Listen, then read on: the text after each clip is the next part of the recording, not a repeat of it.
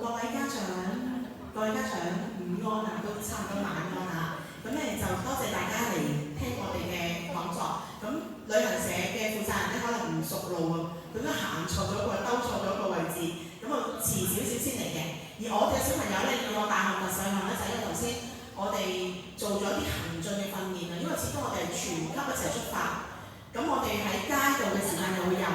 我哋喺人哋學校參觀嘅地方又會有，咁所以我哋需要小朋友好清楚自己嘅分組啦，跟住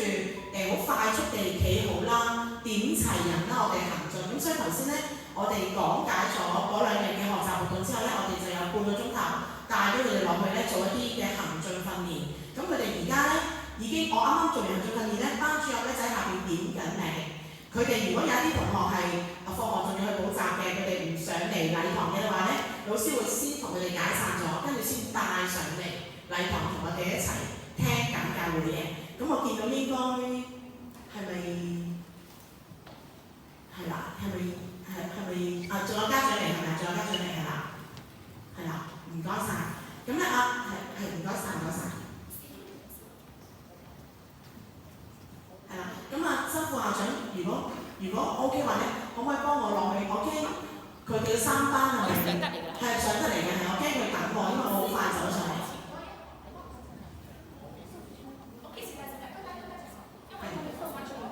係，因為一陣會有學生坐後邊啊，一陣有學生坐後邊。咁我開始係 OK 啦，係咪啊？係家長先入嚟係啦，歡迎。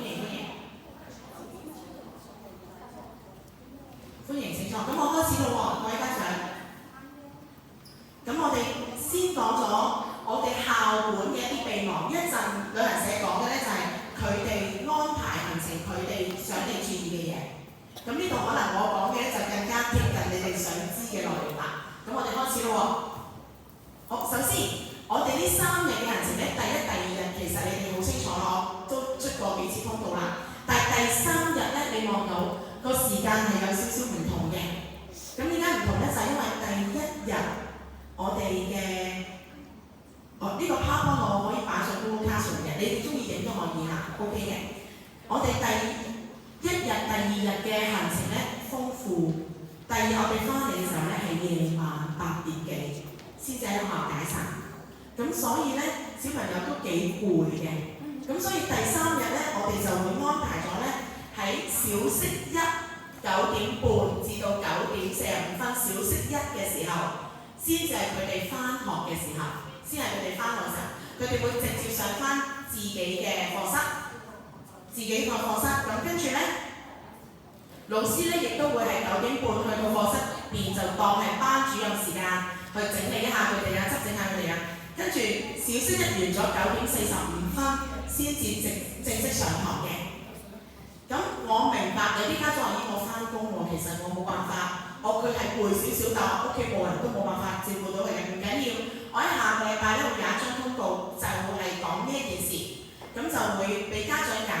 我會按翻學校嗰個安排咧，佢可以瞓耐啲、晏啲先翻嚟，咁佢就會係小朋友9點半至9點45分期間咧就會翻學校，咁我就會當值喺呢個商運處嗰度嘅，咁睇住你哋上樓梯上去課室咁樣嘅。你話咦唔係啊，唔得啊，我一定要佢早翻，因為屋企冇人安啊。咁你就剔佢照舊原來嘅時間翻學，咁我就會mark 低晒啲名單，就會可能安排佢哋喺呢個圖書館度坐下睇下書休息下嘅。咁嗰2堂就會喺嗰度休息咁樣嘅。咁跟住咧講緊呢個交通同住宿嘅安排啊。咁我哋咧8點半開車，但係我哋7點50分我哋要到㗎啦。點解咧？因為我哋有全級同學，我哋嗰朝早會排翻小組隊伍，逐個再檢查佢哋背包有冇帶漏嘢，佢哋去洗手間未，佢哋要量下體温，因為唔舒服又唔可以出發。我哋有好多出發前嘅嘢要逐個檢查做嘅，所以唔好遲。7點50分準時到學校啊！7點50分，跟住頭先講咗啦，大約下午8點半我哋先至會翻到嚟香港。咁一陣我哋點樣通知你咧？因為你知行車有快有慢嘅嘛，一陣我話俾你知點通知你啦。咁有於8點半啦，我哋第二日嘅行程咧，其實係去參觀深圳嘅一間姊妹學校，就叫做麗湖姊妹學校啦。咁啊，姊妹學校嗰邊一聽到我哋搭車要搭2個幾鐘頭翻嚟，上車到翻嚟可能都會攰喎，同埋會肚餓喎。佢哋二話不說就話你哋原來是客，我哋包你哋所有小朋友嘅小食，讓佢哋食飽先上車。咁我真係好多謝你哋，即係已經照顧咗我哋一日啦。佢哋安排咗一日嘅活動，朝頭早我哋會去睇嗰間學校，同啲同學仔一齊上堂，跟住交朋友啦，跟住咧又可以一齊食飯啦，跟住又會換另外一批嘅大個啲嘅小朋友啦，都係五年班咁樣啦，5、6年班。咁跟住咧就會一齊出去做呢個考察，跟住再打翻嚟，再預備埋嘢食俾我哋啲小朋友，咁啊非常非常愛錫我哋嘅。咁我哋就會食咗啲小食，跟住先至上車翻嚟當日。咁我哋會喺友愛操場解散。咁當日咧學校夜晚就會開放到我哋解散完晒為止嘅。咁頭先就講啦，咁我點聯絡？我點知道啊？有時啲車塞車啊嗰樣嘢，呢個係我嘅電話，其實已經喺晒小朋友嘅遊學日誌度。小朋友咧有一本咧，我哋學校老師設計，跟住咧交俾我哋嘅旅行社愛學遊香港有限公司幫我哋印好嘅，每一個小朋友有一本，入邊其實已經有晒你一陣影相嗰啲資料，有齊晒㗎啦。咁呢一本冊子咧，佢哋要帶去嘅，入邊講埋你要有啲咩行李注意咁樣嘅。咁我一陣會高呼一次。咁呢個電話我會請3班嘅班群嘅負責家長，會喺4月27號當日 add 我入去。咁跟住咧，連續嗰幾日咧，我就會佢哋行進嘅時候，佢哋去參觀啊，佢哋去交流啊，同學仔 friend 啊，跟住圍食飯啊，喺酒店啊嗰啲事情咧，我啲帶隊老師啦、周副校長啦，都會影啲花絮俾我，我就會儲起喺我部手機度，我就會發放喺呢3個頻道。咁所以你哋會 keep 住久唔久會睇到佢哋嘅狀況嘅，所以你哋就唔使擔心，唔使打電話俾佢哋啦。你打佢哋咧都聽唔到嘅，因為我哋只準夜晚先可以同家長聯絡嘅。所以日頭個電話咧，其實係課佢哋咧學習嘅時候有啲咩值得影相影落嚟，跟住會做嗰個分享，佢哋先會攞手機出嚟嘅啫。中間就唔會聯絡屋企人嘅。咁但係你會定時定候見到我發放相片嘅。咁呢4日我都會喺群度。4月3號之後咧，我就會自動退出群㗎啦。咁跟住行裝清單，我哋分開2部分嘅。第一個係佢喺身上面着嘅同埋孭住嘅背囊嘅。咁呢個唔使影嘅，又係喺本冊子度已經喺小朋友手上㗎啦。咁我哋第一日咧係普通嘅運動便服，跟住着運動鞋。另外有個背囊嘅，嗱注意背囊同行李要分開。你唔好俾個大背囊佢，跟住咧佢入邊嗰啲睡衣啊、拖鞋啊、牙刷都喺入邊，咁就太重啦，因為我哋要行進啊嘛。佢要孭住背囊入邊會有紙巾啊、學習日誌啊、文具，因為佢哋會考察啊，佢哋去到某啲地方，佢哋要揾答案要寫嘢嘅。咁所以咧，佢哋應該係你可以拖個細啲就得，你有個細嘅旅行袋都得，但係背囊係獨立嘅，佢方便佢學習用嘅。咁呢2日要帶啲乜嘢咧，都寫低晒，你跟住做就得㗎啦。第二日由於我哋去人哋學校，咁第二日我哋就着夏季運動服。咁啲同學仔都頭先已經好精靈咁舉手，咁我哋係咪可以着自己波鞋？係，但係你自己波鞋係要舒適，因為我哋行好多地方嘅。咁運動便服啦，你唔好同我着裙啦嚇。咁但係咧帶翻學校嘅外套，因為你第2日都係着學校嘅衫，咁我就唔想你帶2套衫啦。你住1晚帶2套衫就太重啦。咁另外一個咧就係平安藥，雖然係去2日1夜，但係我哋學校咧都係希望大家各位家長注意，係要幫佢哋執平安藥。呢個平安藥咧係有佢個名嘅，嗰啲叫平安藥。你就咁買個幸福雙豐素嗰啲叫做成藥，咁咧係教育要求嘅。如果係成藥，老師係冇權俾小朋友食嘅，因為嗰啲成藥唔對應住小朋友嘅需要、年紀啊、身體狀況啊咁樣。我哋唔俾得佢食嘅。如果你唔安排2日嘅平安藥嘅話咧，咁結果啲小朋友有咩頭暈身㷫咧，我哋就要帶到去當地醫院度睇醫生㗎啦。咁我哋首先就係我哋老師人手會少咗，因為帶咗佢睇醫生。第二就係嗰個小朋友就要經歷內地嘅醫療系統㗎啦。咁可能嗰日全日都喺上面，如果發燒佢唔覺得關，我哋又冇你哋嗰啲平安藥俾佢食，佢可能就要逗留喺嗰邊，跟住就你哋可能要過嚟接佢啦咁樣。咁所以平安藥可以點做呢？你有相熟嘅家庭醫生，你就同佢講啲平安藥都明㗎啦。你話我冇相熟家庭醫生喎，你其實咧去有一啲嘅萬寧或者屈臣氏咧，佢咪有嗰啲藥劑師嘅，你就同佢講啊，我個小朋友啦，幾多歲啦，咁你帶佢嚟啦，咁咪俾佢望下啦，因為要2日嘅平安藥，咁佢就會配到俾你㗎，唔係好貴嘅啫。咁你就以防萬一，咁你就配俾佢，或者你之後配之後，第時都可以當係即係一個後備嘅藥咁樣啦。跟住第2日帶多咗咧，就係佢哋會同當地小朋友匯報，其實之前已經有好幾堂嘅活動向醫生，佢哋咧已經學咗用英文嚟介紹香港，咁佢哋會帶翻啲匯報用品啦，同埋佢哋其實做緊一份禮物嘅，嗰份禮物咧係一啲視藝用品嚟嘅，咁咧就諗住同我哋嗰邊嘅同學仔即係做見面禮咁樣啦，人哋照顧咗你1日。咁但係由於我哋會有2批同學，因為晏晝佢哋出發嘅係1批，朝頭早同佢哋一齊食飯上堂係另外1批，咁所以咧你哋可以額外預備可能係喺香港有一啲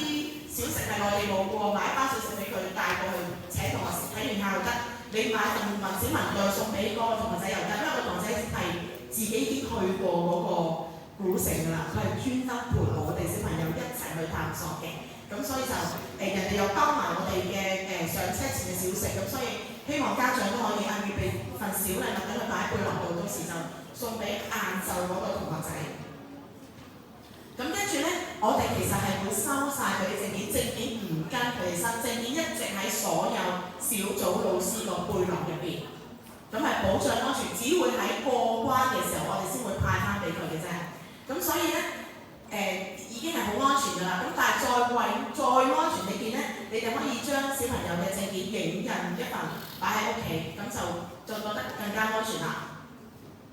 咁零用錢咧，你會見到係可以帶嘅，因為我哋第1日咧去珠海太空中心，其實我為咗呢團咧，我係自己俾錢自己去做 pre-trip， 即係我自己去行咗1次，咁我就睇到係有好多嘢學嘅呢個地方，跟住佢有好多體驗活動免費嘅。跟住佢下面有一個禮品簿咧，係可以寫明信片。於是我就決定我哋小朋友未食蛇，呢個好有趣嘅活動嚟嘅。我哋會叫你買明信片寫啦。另外就係嗰度有一啲科學探索嘅圖書，同埋啲都幾精緻，唔係靚，係講緊準確啊，即係有科學背景嘅一啲模型。咁我就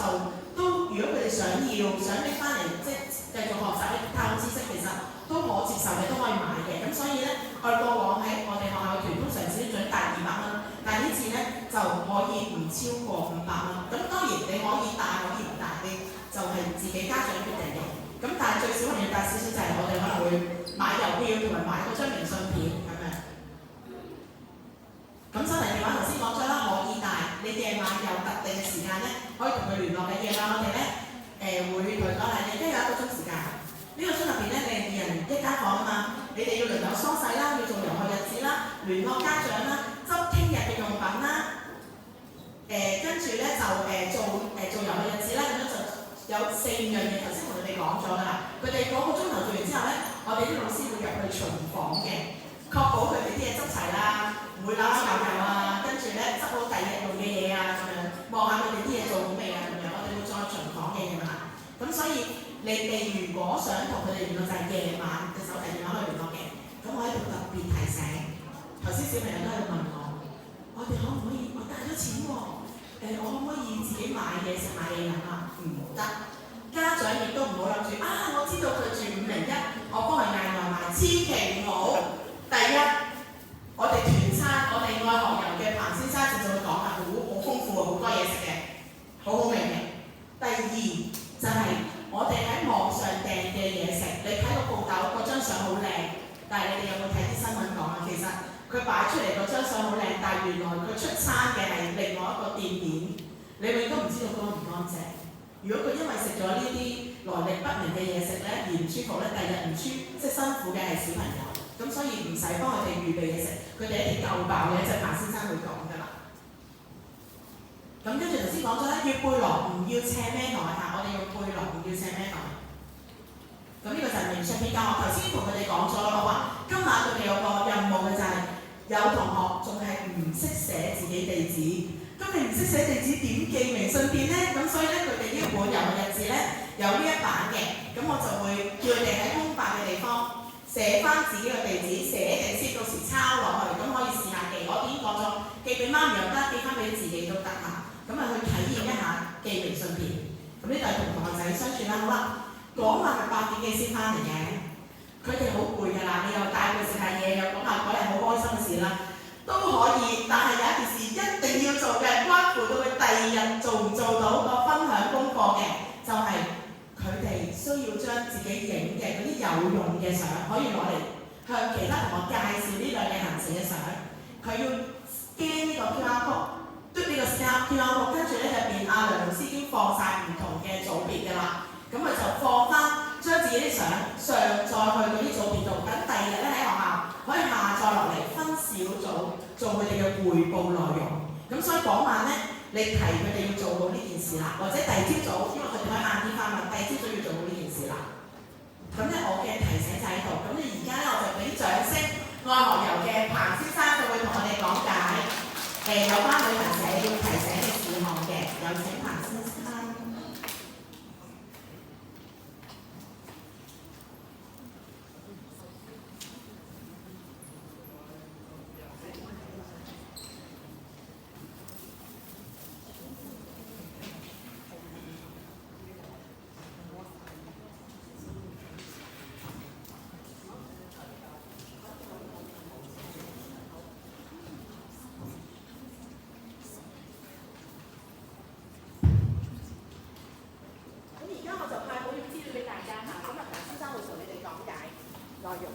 係啦，而家周主任咧就幫手咧就派，咁就每個家長咧有一份嘅旅遊保險嘅條款咁樣，係啦。咁呢份旅遊保險就係我哋公司咧就為各位每個參加者，即係你哋嘅仔仔女女啦，參加今次貴校舉辦嘅2025至2026年度嘅珠海及深圳遊學團嘅旅遊保險嚟嘅，係啦。轉頭我會講講裡面嘅細節。家長可以首先就聽咗我哋大致上今次個行程安排同埋需要注意嘅事項先啦，係啦。好，係啦，各位家長、各位同學仔、老師就午安啦，係啦，好榮幸啦，我哋公司可以為貴校今次就舉辦嚟緊去珠海及深圳遊學團嘅2日1夜嘅考察團嘅。係啦，咁今次嘅活動咧就會係嚟緊4月底，就係4月28至到29號嘅。好，首先就講下集合時間啦。係啦，頭先咧係啦，應該家長知啦，7點20分集我哋集合。冇錯，係啦。跟住咧集完之後咧，就到彭先生佢哋嘅旅行社過嚟集我哋啦。咁所以就係7點20分我哋集。跟住8點15分就佢哋集，跟住8點半我哋就齊上車出發，就係咁啦。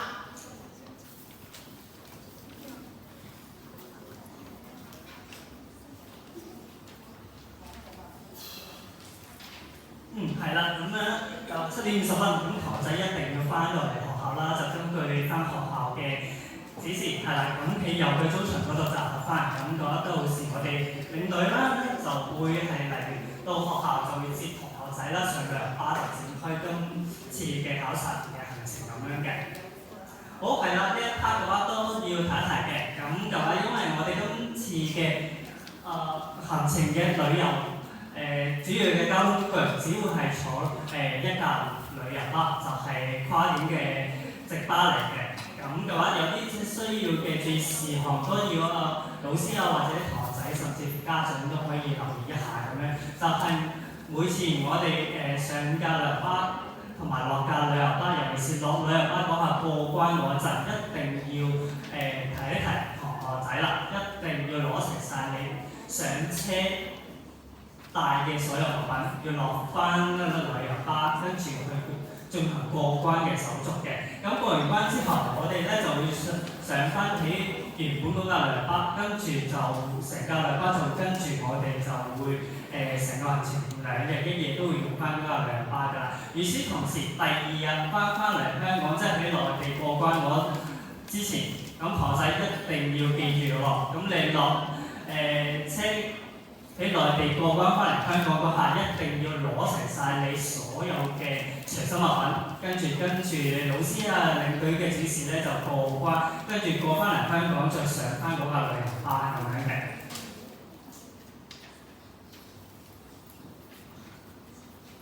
好，係啦，咁咧就簡單講解一下我哋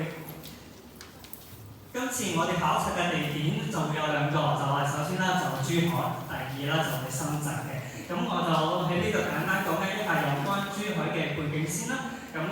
珠海同埋深圳咧，其實都係我哋大灣區嘅最重要嘅城市嚟嘅。而珠海嘅人口面積大概就有246萬人左右啦。咁面積都係大概有1736萬10平方公里左右嘅，係啦。咁珠海咧，佢都係嶺南文化嘅重要支鎮嚟嘅，都係嘅城市文化啦、鄉山文化最重要嘅組成嘅部分嚟嘅。咁另外啦，深圳啦，咁都係另外一個最重要嘅大灣區城市之一啦，都係經濟發展得最蓬勃嘅之一。與此同時咧，都係最早就係南方咧，就係得到國務院批准嘅一個中國經濟特區嚟嘅。咁佢人口咧大約就係有1760萬人左右啦。咁面積就有2050平方公里左右嘅。咁主要深圳啦，咁佢就行去咗高端嘅科技啦、金融業啦，同埋現代物流啦，甚至乎文化創意嘅產業嘅重要城市之一嚟嘅。雖然話佢都係即係金融方面啊、現代發展佢係好蓬勃咁樣，但係與此同時佢都會係保留住好多嘅重要嘅文化遺產，尤其是就係我哋今次考察嘅目的地啊，就係大鵬古城，就係咧一個好重要嘅文化古蹟嚟嘅。好，跟住我就簡單講解一下啦，我哋婆仔啦2日1夜咁會去嘅地方啦。咁首先係啦，咁第1日啦，咁我哋就會坐旅遊跨境嘅直巴啦，咁就會去到珠海嘅太空中心嗰度參觀同埋考察一下。而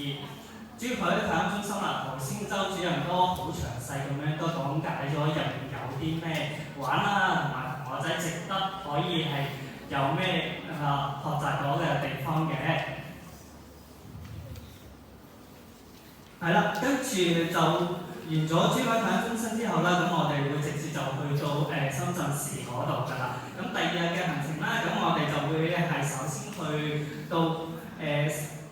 貴校嘅姊妹學校深圳市蘭山區麗湖學校小學部嗰度咧，就進行到參觀同埋交流嘅活動。係啦，完咗之後啦，咁嘅話我哋就會去到大鵬古城嗰度就進行到考察。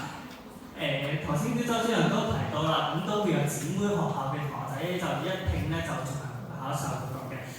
但係呢一 part 啦，咁嘅話同學仔啦，咁你哋就要留意一下啦。去到大鵬古城考察嗰下咧，就一定要記住，我哋要做一個乖學生，咁就千祈唔好隨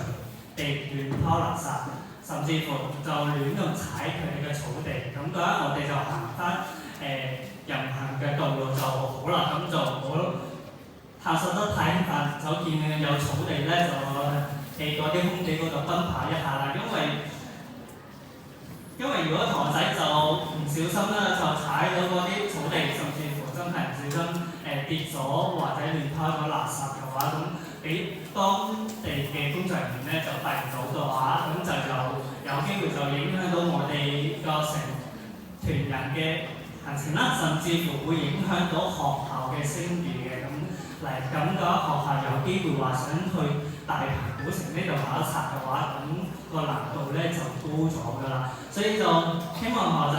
係啦，喺大鵬古城呢度自由考察活動呢一部分咧，咁一定要遵守大鵬古城佢哋嘅當地嘅即係個公園嘅守則，係啦，千祈唔好亂拋垃圾，同埋唔好喺嗰啲草地嗰度隨意奔跑。咁我哋行翻佢哋可以俾我哋行嘅石屎路啊，同埋人行嘅道路就可以㗎啦。好，跟住又係啦，咁完咗大鵬古城嘅考察自由活動之後啦，咁嘅話我哋就會翻去姊妹學校嗰度進行個告別會，同埋個午餐咧都會喺姊妹學校嗰度食嘅。咁頭先周主任都提到啦，咁咧除咗姊妹學校會安排一餐嘅午餐之外啦，咁另外嘅第一日嘅午餐同埋夜晚嘅晚餐嘅話，我哋公司其實都安排咗好豐富嘅團餐咧，都可以俾同學仔食用嘅，所以應該唔使擔心同學仔會話餓到咁樣嘅。好，另外就講下有關住宿嘅資料啦。咁我哋今次就會係住咗喺深圳嘅西麗內威 S 嘅酒店嘅。咁佢就位於南山區啦。咁嘅話，如果家長有需要嘅話，你想出間酒店嘅資料，而家都可以或者稍後完咗個簡介會之後咧，周主任都會發放相關嘅資訊俾你哋嘅。好，另外就有關聯繫嘅資料啦。首先咧就係我哋公司啦，外來人就係聯絡方電話就係37089116嘅。咁今次嘅活動咁嘅話，我哋最主要就分開 A 車同埋 B 車兩大車去進行我哋今次嘅2日1夜嘅考察活動嘅。咁 A 車啦，咁我哋就安排咗梁小姐梁領隊啦，咁就跟住就會有當地嘅導遊李先生李導遊嘅。咁與此同時 B 車我哋就安排咗一個黃先生黃領隊，跟住就會夥拍住就當地嘅導遊就陳小姐陳導遊嘅。係啦，另外就有啲緊急電話號碼啦，就同香港就唔一樣㗎。例如就報警啦，就會係110啦，消防就係119，救護就係120咁樣嘅。咁家長有需要嘅話，你哋都可以影低呢一版嘅資訊咁樣。或者就會係完咗今次嘅簡介會之後，周主任都會發放翻相關嘅資訊俾你哋嘅。係啦，另外跟住就講係一啲有關嘅遊學須知啦。咁根據我哋最近就係睇翻嚟緊就4月底深圳珠海嗰邊嘅平均氣温啦，咁就會大概23至到29度左右咁。係啦，就同香港差唔多嘅天氣，所以家長為同學仔準備嘅衫褲咧，就唔需要話準備太厚嘅衫褲就 O K 嘅。就根據翻最近即係香港着開嘅衫褲就 O K 㗎啦。同埋都頭先周主任都講到，係佢哋有指定嘅運動服係需要着嘅。咁家長應該有需要就要為佢哋準備有關就會係瞓覺嗰方面嘅衣服咁樣啦。係啦，另外一樣嘅，咁有機會就會係準備一下呢個旅行嘅註冊啦。咁畢竟內地嘅冊頭同香港嘅冊頭就唔一樣嘅。咁我哋就會建議準備翻呢個2腳扁或者8至3腳扁嘅旅行註冊。咁以便同學仔佢話夜晚有需要咧，同家長你哋報到報平安咁樣。個電話如果冇電嘅話，咁就可以插下電咁樣用下，係啦。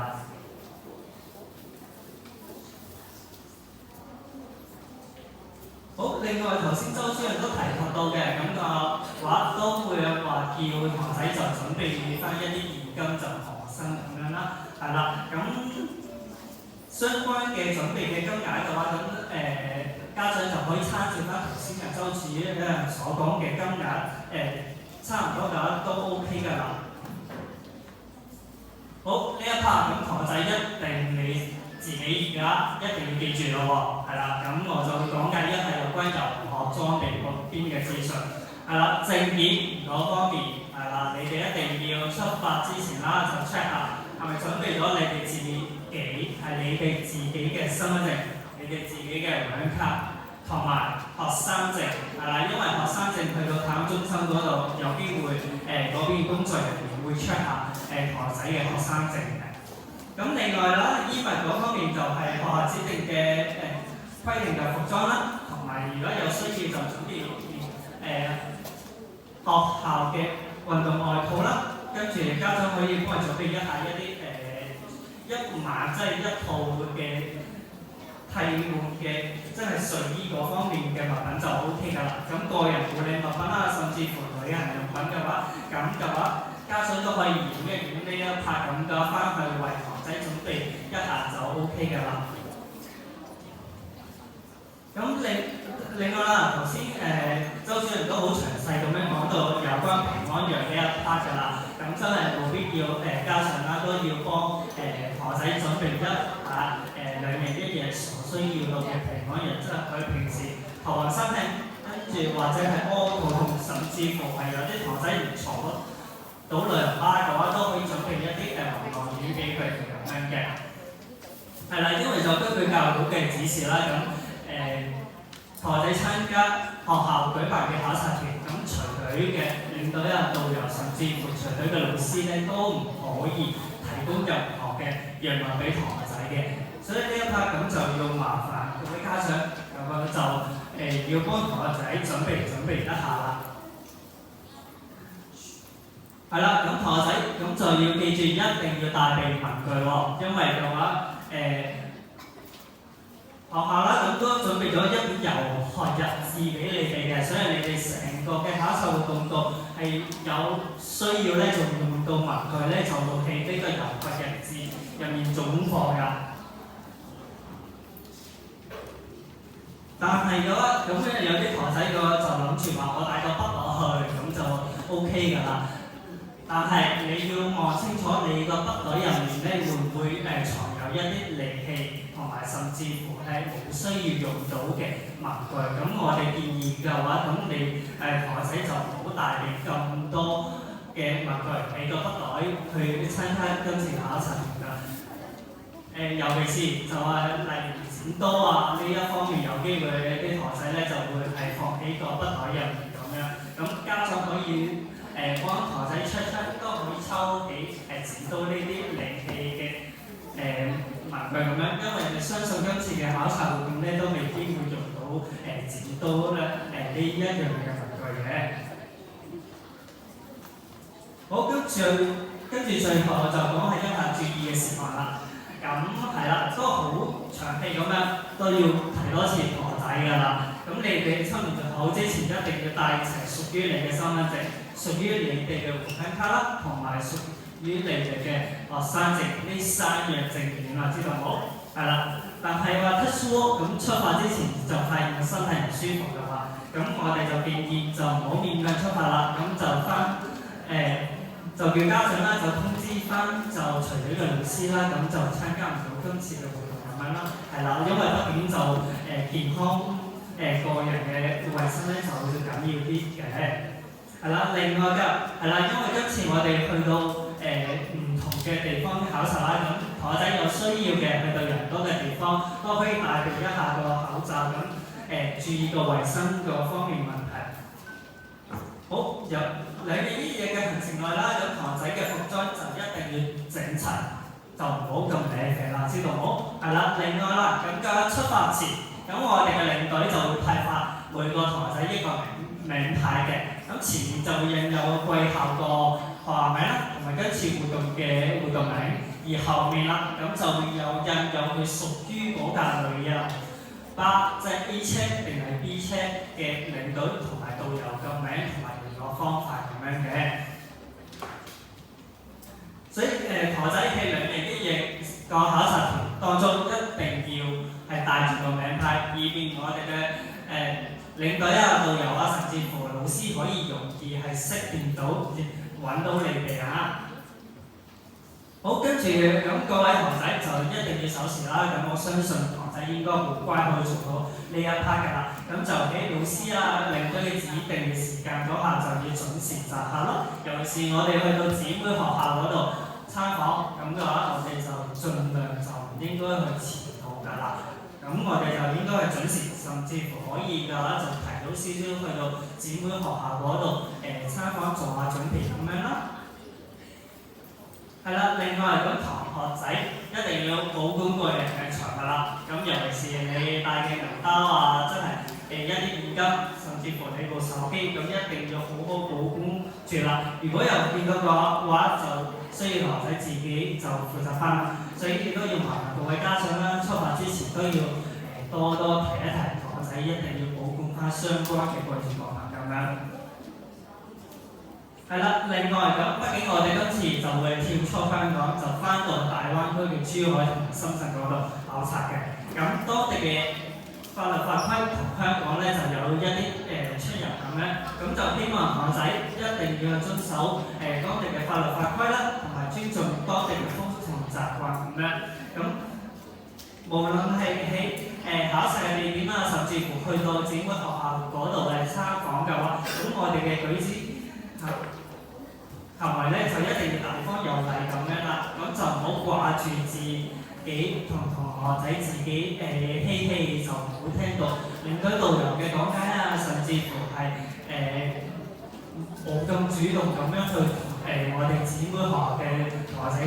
主動咁樣去交流啦。咁喺成個活動嘅途中咧，咁同學仔一定要記住喎，一定要緊貼大隊啦。如果話真係話想去洗手間嘅話，就一定要去之前就通知咗領隊或者導遊同埋老師先。咁就一定要2至3個同學仔同行去洗手間，就千祈唔好自己一個咧單獨去洗手間啊，知道冇？好，另外有關酒店嗰邊注意事項啦。咁嗰一入住酒店嗰下，咁我哋領隊啦就會幫到啲同學仔啦、老師啦就辦個 check-in 手續嘅。辦完之後咧，咁嘅話就會係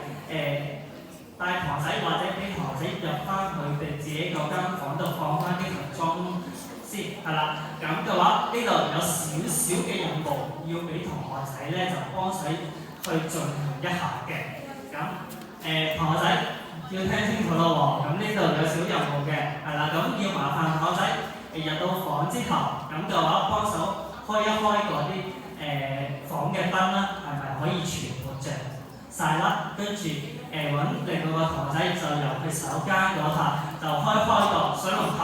同埋個馬桶，係咪可以正常去水？甚至乎個熱水器嗰方面都試一試個水溫，係咪真係有啲暖水啊可以出到嚟咁樣？係啦，因為畢竟同學仔都比較細，咁佢話沖涼嗰方面都有可能要用到熱水器呢一方面嘅。如果同學仔係有發現有一啲房間入面嘅設備，例如真係個燈有啲係開唔到啊，甚至乎個熱水器就係冇啲暖水熱水出嚟嘅話，咁一定要第一時間話翻俾除咗老師聽，甚至乎話翻俾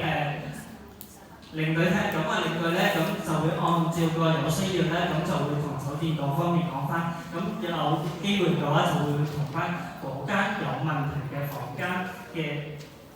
同學仔啦，咁就會換翻嗰間正常嘅房間俾佢哋咁樣嘅。係啦，咁同學仔喺酒店入面啦，咁就千祈唔好喺個房度同埋個走廊嗰度大聲喧譁，因為未必咁我哋頭一層咧都會係所有我哋嘅同學仔住晒啦，有機會都會有1、2間房，即係有其他嘅住客喺度啦，我哋騷擾到佢哋都冇咁好嘅。咁嘅話，我哋學校嗰方面啦，咁都會有指定一個時間，咁同學仔入到房之後咧，咁都會係巡房，同埋唔可以喺太晏嘅時間瞓覺嘅。咁除咗頭先話要同學仔幾間房度做一啲小任務之外，另外嘅話咁就有另外一個任務嘅，咁都要同學仔就幫手做一做嘅。咁就根據教育局嘅最新指引，咁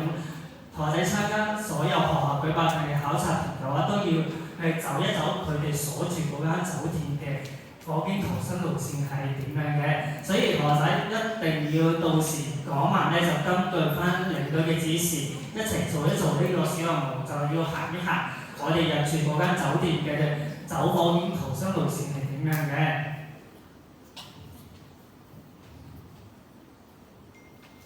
另外飲食嗰方面啦，咁我哋就建議同學仔啦，千祈就唔好浪費食物啦，咁批評啦或者挑食，咁盡量就嘗試一下我哋公司為同學仔準備咗豐富嘅期餐，甚至乎係展開學校為你哋準備咗嘅午餐，咁試一試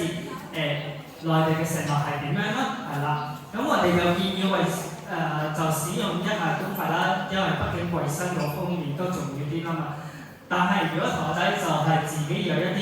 就係藥物敏感啦，甚至乎係食物敏感嘅話，就唔好為咗想試嗰一樣嘢咧就走咗去試啦。咁要留意翻自己相關方面嘅敏感情況啦。咁係啦，喺食嘢之前啦，或者去洗手間之後咧，一定要保持雙手嘅清潔啦，要洗一手啦。咁另外啦，咁頭先周主任都提及到㗎啦，咁喺酒店入住咗酒店咗之後，咁嘅話，希望家長都唔好為同學仔咧會叫外賣嘅，係啦，因為呢一 part 都係教育局規定咗㗎啦，咁就唔可以俾參加者咧就可以係叫內地嘅平台嘅外賣啊，例如美團啊咁咧，甚至乎都唔會建議或者俾家長就幫手叫外賣嘅，係啦，因為相關嘅措施啦，咁我哋嘅領隊就會同酒店嘅前台咧就會傾好咗，咁嘅相關嘅房間如果收到外賣嘅話，咁就有機會係轉送咗俾周主任，佢接收咗先，係啦，咁嘅話應該如無意外，家長真係你係驚同學仔或者係同學仔話想叫你幫手叫咗外賣嘅話，咁到時送到酒店嘅話，咁其實咧都會去到周主任嘅手上先嘅，咁嘅話係啦。咁如果話真係驚肚餓嘅話，其實我哋都會建議真係其實兩樣一樣啲短嘅考察圖嘅話，咁你哋都可以事先準備下一啲餅乾仔啊，或者一啲麵包仔咧，少量乾糧咧俾佢哋帶幾個背包度。係啦，旁下身就 O K 㗎啦。因為另外真係根據過往嘅經驗啦，我哋都舉辦過好多小學嘅交流團，係啦。咁其實啲小學生咧係唔會食得晒我哋準備嗰啲嘅團餐嘅，係啦。因為我哋首先我哋會準備咗好豐富嘅團餐啦，最起碼都會有7至8道餸，再加埋飯啦、湯咁樣嘅，咁我相信同學仔如果真係好肚餓嘅話，佢都未必會食得晒我哋準備咁豐富嘅團餐咁樣嘅，所以各位家長就應該唔需要擔心同學仔咧會話夜晚太肚餓咁樣嘅。呢個都可以補充一句就係，我哋學校係安排老師同小朋友帶，我哋分咗8組，我哋全級我哋分咗8組，咁就每一組其實就係8至9個小朋友嘅啫。都會有一個帶隊老師嘅，咁個帶隊老師係會同埋佢哋一齊食嘅，嗰個老師就係坐嗰圍就係嗰7個或者8個同學仔，再加埋老師陪住佢哋食嘅，咁所以就唔使擔心啦，我哋又會睇到佢有冇食啦，睇到佢邊食啦，睇到佢有冇食飽啦咁樣嘅。冇錯，所以有關真係食嗰方面咧，各位家長咧就唔使咁操心或者擔心㗎啦。好，最後啦就講下一啲其他嘅注意事項啦。咁頭先都周主任就講到嘅，就喺太陽中心嗰度有機會買翻一啲明信片，就翻嚟做下功課咁樣嘅。係啦，相關呢啲嘅物品咧，其實都係大過關嘅，所以唔使擔心啦。係啦，咁我哋再重申多次啦。咁今次我哋嘅隨隊嘅領隊啦、導遊或者隨隊嘅老師係唔可以提供任何嘅藥物俾各位家長嘅仔仔女女嘅，所以就冇必要各位家長幫手啦，要為各自嘅仔仔女女咧準備翻相關嘅平安藥啦。係啦，另外嘅話，如果真係喺行程當中就係唔舒服或者係發生咗身體嘅意外啦，咁嘅我哋會係通知咗老師先，跟住老師有機會就會係通知翻俾各位家長聽下啦。咁如果太嚴重嘅話，咁一定要會問準各位嘅家長嘅許可先，係啦。咁我哋導師啊同埋領隊先會係帶嗰個同學仔咧去到當地嘅醫院咧嗰邊就醫咁樣嘅。咁嘅話，我相信如果同學仔係應該係好乖嘅，咁好聽話嘅話，咁就應該唔會發生一啲意外嘅。係啦，同學仔要聽住啦。咁如果係發生咗個特殊情況，例如就係與大隊失散咗，就千祈唔使驚，因為你係一定全程掛住呢個名牌嘅。咁由呢個名牌嘅話，你冇離開到嗰個嘅旅遊景點嘅話，咁我哋嘅老師同埋領隊咧，就一定會係認到同埋揾翻你哋啦。好，咁最後啦，咁我哋今次嘅考察團，我哋嘅領隊啦，同埋當地嘅導遊，甚至乎我哋嘅司機哥哥咧，都係肩負住照顧各位嘅同學仔嘅安全嘅。咁就希望可以各位同學仔就喺成程嘅考察團當中咧，就尊重一下我哋嘅工作人員啦。好，咁最後啦，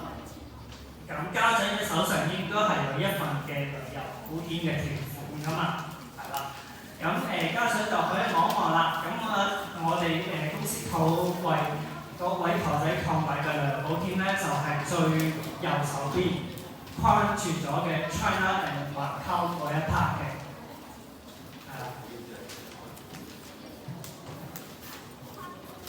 係啦，就係最右手邊就框住咗 China and Macau 嗰一 part 嘅保險嚟嘅。咁相關嘅條款啦，咁嘅家長都可以翻去睇睇啦。或者如果話覺得呢一份嘅保險就唔夠嘅，咁家長我哋公司都可以係建議家長可以為同學仔另外再購買一啲例如呢啲嘅旅遊保險咁樣嘅。好，大致上嘅需要注意嘅事項啦，同埋行程嘅話，我就講解到呢度，咁就唔知道各位家長會唔會有疑問咁咧？係有疑問可以隨時問我哋。亦都可能係問咗人寫一啲資料嘅，都可以問，都可以問。家長有冇嘢想問？係，請講。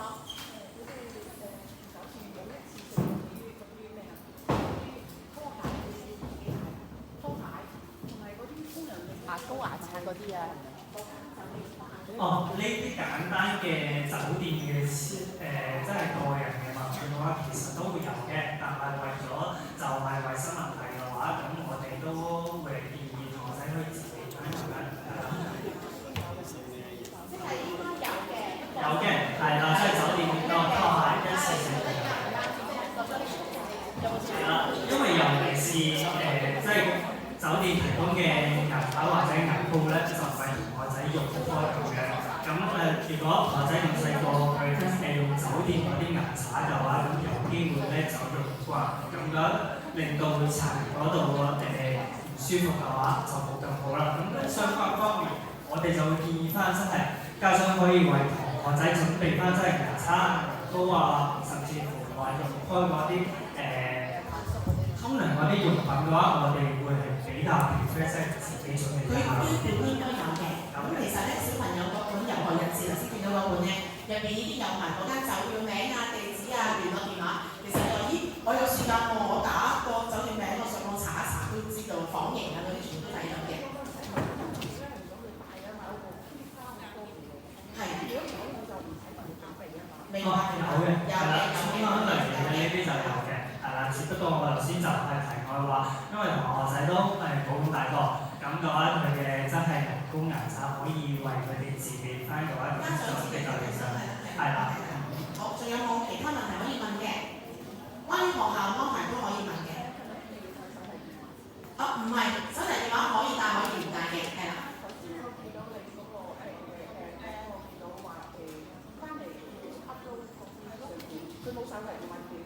咁如果佢真係決定佢唔帶嘅話咧，佢嗰組嘅同學就唔止佢一個㗎嘛。咁如果嚟到當日佢真係冇帶手提電話嘅，